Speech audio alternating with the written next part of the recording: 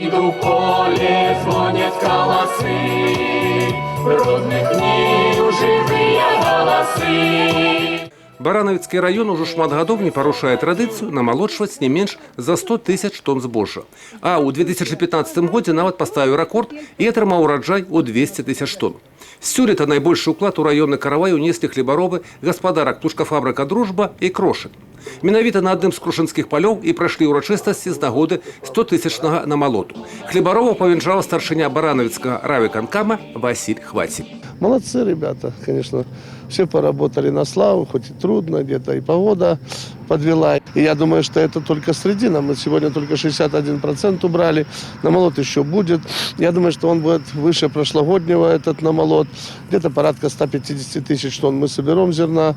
Погода, конечно, вы видите, какая не дает. Но, тем не менее, это не расхолаживает на работу. Надо работать, потому что дальше снова в путь.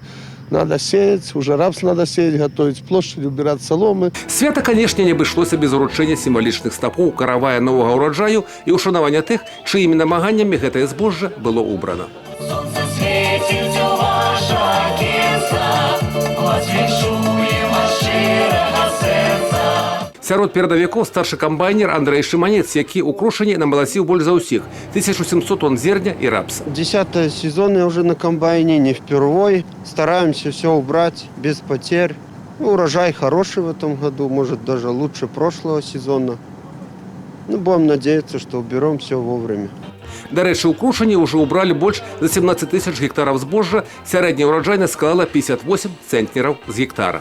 Люди настроены очень хорошо, с пониманием и с каким-то даже азартом таким работает, потому что уже практически все экипажи намолотили по 1000, уже скоро 2-я у некоторых, поэтому есть какой-то стимул. Особенно хорошо, когда хлеб неплохой, и тогда и дело спорится. Намалаціць 100 тысяч тонн збожжа з самай высокай ураджайнасцю ў вобласці, больш за 43 цэнтнера з гектара, гэта, як лічаць у барановіцкім раёне, яшчэ не верхні рубеж, а толькі зачын для новых яшчэ большых дасягненняў. Алена Ракус, Юрый Печур, Миколай Руцкий, телерадиокомпания «Брест».